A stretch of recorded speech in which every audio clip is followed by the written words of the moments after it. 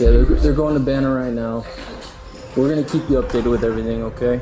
This is Christopher Scholtes, the Arizona father at the center of a case that began with a frantic 911 call and a 2-year-old found unresponsive in the family car on a day hotter than 109 degrees. 911, please. My baby was in the car. She's not responsive. Now he realizes it's far too late and that the timeline he gave the investigators doesn't match the evidence, the CCTV footage they found.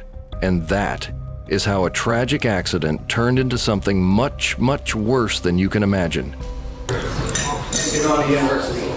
they're going to Banner right now. We're going to keep you updated with everything, okay? We just need to stand by with you right now, all right?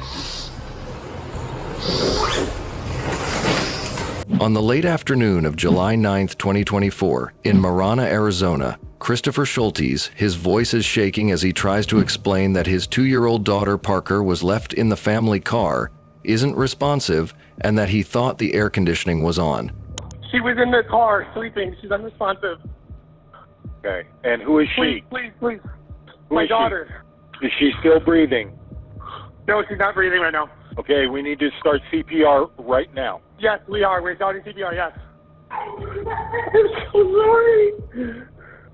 Okay, is she breathing yet? It was just like this. How long has it been? Half hour.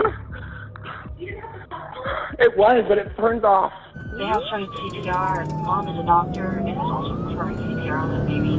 3, 4, 5, 6, 7, 8. Come on, baby. Deeper. Move on, give her breath. In the background, you can hear Parker's mother. A medical professional is already performing CPR as the dispatcher tries to keep everyone focused. Again, outside, it's about 109 degrees. Inside a closed vehicle, it's even worse. First responders race through traffic to the Scholtes home. When they arrive, paramedics take over chest compressions and advanced care. Parker is rushed to the hospital, but a short time later, she's pronounced deceased from severe heat exposure.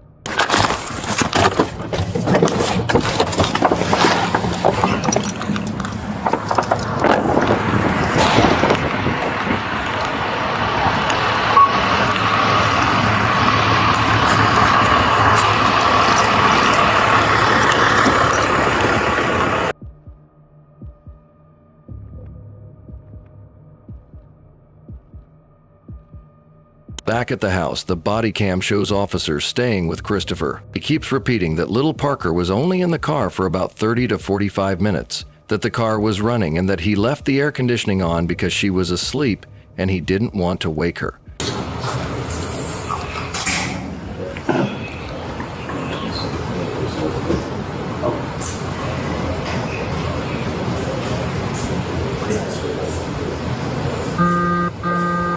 You can hear him ask through tears if he's being treated like a murderer, and officers tell him that any death is treated like a potential crime scene.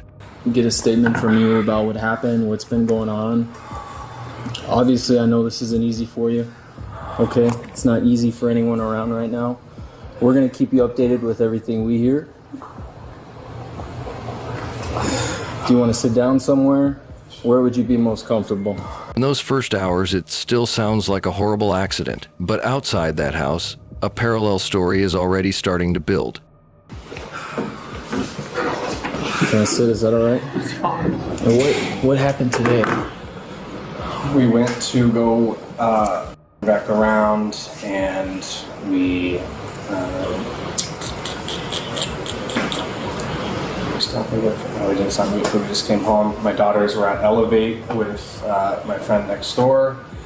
They got home about 2:45 or so, and then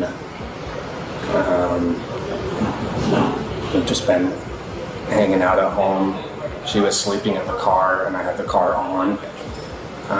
But it has a sensor where every 30 minutes or so it'll turn off if you haven't moved. I swore she was in the house playing with her sisters like she always does. Just been. While Christopher is inside talking to officers, paramedics and investigators are quietly pointing out details that don't match his timeline.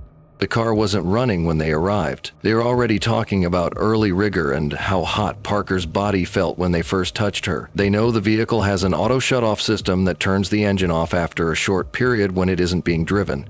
Crime scene investigators later run tests on the car and confirm, after roughly 20 minutes, the engine shuts itself off. An hour after that, the backseat temperature climbs to dangerous triple digits, right where little Parker's car seat is. Then detectives start pulling camera footage and digital data. Around 12:06 p.m., Christopher's car is seen at a gas station. He goes inside alone, buys beer, spends a few minutes there. Around 12:12 p.m., he stops at a doctor's office that's closed. Short time later, he's seen alone again at a grocery store. 12:53 p.m., his vehicle is caught on neighborhood cameras pulling into the driveway at home. And we already know his 911 call doesn't happen until around 4:16 p.m. So that means little Parker isn't in the car for 45 minutes. She's in there for over 3 hours in the Arizona heat. To make it look worse, we have the phone and console activity. Around 2 p.m. while Parker is still in the car, records show activity on his PlayStation and phone, including browsing and searching for adult content, plus other online activity that has nothing to do with an emergency. Although a judge said prosecutors can't tell the jury that Christopher Scholtes was searching for adult content when his daughter died in a hot car. But on top of that, detectives pulled text messages between Christopher and his wife. As Parker is being rushed to the hospital, their older children, ages 5 and 9, tell detectives that their dad has left them in the car many times before. Neighbors talk about the children being seen wandering the neighborhood while he seemed unaware they had even left the house. Piece by piece, what began as a heat stroke tragedy takes on a different shape in the eyes of investigators and prosecutors. A pattern of risky behavior, repeated warnings, and a final day where a lot of chances to check on Parker were missed. Please come out here, Christopher. No. It's okay. It's okay. No. Okay. So, listen. No. Listen. Okay. This doesn't change. This doesn't change what's going on. 3 days later, on July 12, 2024, detectives return to the house. This time, the visit isn't just to stand by with him. It's to arrest Christopher. No heart. No heart at all. On Bodycam, you see officers calmly explain that based on their investigation, they now have probable cause to charge him for what happened to little Parker. They tell him he'll be taken into custody, booked, and brought in front of a judge within 24 hours to decide bond. Christopher is completely broken down now. Can I just ask one thing, please? Yes. Yeah. Can you say bye to our kids? Okay. So listen to what I'm saying. I'm not resisting. I know. Just please. Just relax. I Just need you to relax, listen. Christopher. I need you to listen. Just Okay? relax. We will Just get your relax. shoes, Just relax. and these are the options. Okay. The reason I'm here and meeting with you in person. The reason I'm here meeting with you in person is because I don't want this to be anything more than what it needs to be at its base level. Just tell me that I don't want the kids to be traumatized. I don't want the kids. After the funeral? I don't want the kids to see Dad get hauled off. Seriously. Am I gonna be there for my baby's funeral? That's going to be between you and the court. Can I give him a kiss? Yeah, that's fine. I want to I love you. I love you. There you go. Chris, I'm gonna be here and I'll take care of everything. I love you. I love you. A family member nearby is furious and accuses the officers of having no heart, saying they should wait until after the funeral instead of taking him away in front of his children. The officers stay very calm and keep repeating the same thing. You go with Yeah. the normal conversation. So, I know there's a lot going on and I know you're angry. And it's okay to be angry, okay? As an arresting officer, I can't change the law. I know. But seriously? His daughter, he's suffering. I know. The funeral. He knows. I know. I know he's feeling the guilt. I know he's feeling anguish. I can't change the law, okay? So the next steps after this, okay, he's going to county right now. He'll be booked. He has to see a judge within 24 hours. That's the law. He'll see a judge within 24 hours. Okay, at that initial appearance, between him, the judge, and the prosecutor is what's determined as far as his conditions of release, any bond, things like that. And then as far as what proceeds forward with regards to the charges, how the county attorney decides to issue the case, what they feel is best, that's going to be in the court system and with the prosecutors. All right, my involvement up to the point of issuing today, it's done. Like I don't have any more. I can't change the law. All right, obviously. I understand you're just I a know. messenger. And it's okay for you to be angry at me. I'm not offended. Like, it's okay to vent your frustration. But just, I want you guys to understand that this has to take place. This is something that has to go forward. Mm-hmm. Okay. The next day, in court, the emotional atmosphere is just as heavy, but in a different way. The prosecutor talks about all the evidences they got. The lack of credibility in Christopher's first interviews. His awareness that the car would shut off on its own. The text messages where his wife warns him repeatedly. They ask for a $1 million bond, the standard request the state makes in homicide cases. Then his wife speaks. She doesn't deny the tragedy. She asks the judge to let him come home so they can grieve together and bury their daughter as a family. Mr. Scholtes has significant ties to the community, no criminal history whatsoever.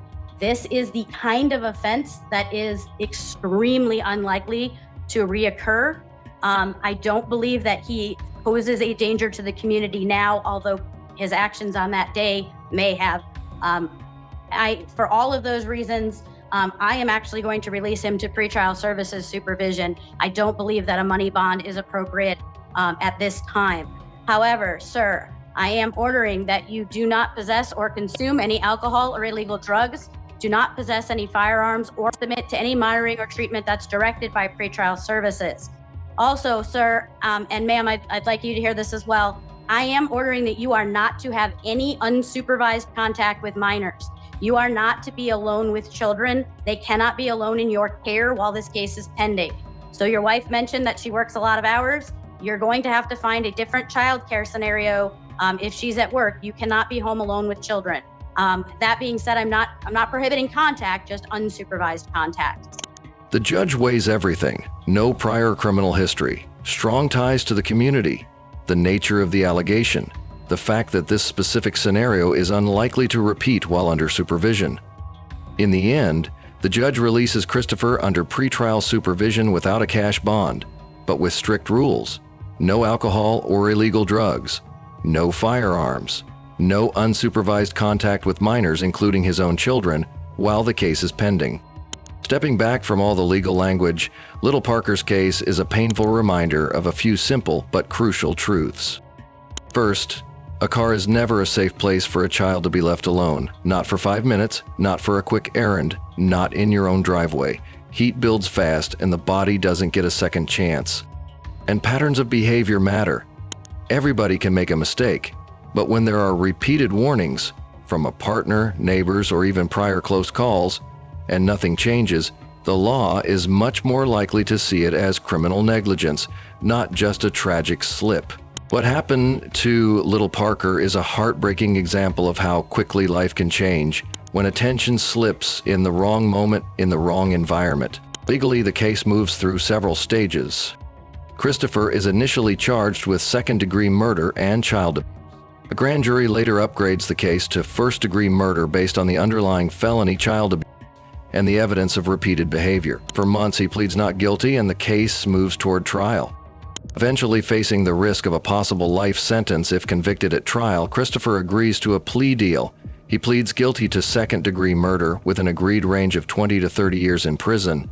He is allowed to remain out for a short period under supervision so he can spend time with his wife and surviving daughters before reporting to prison.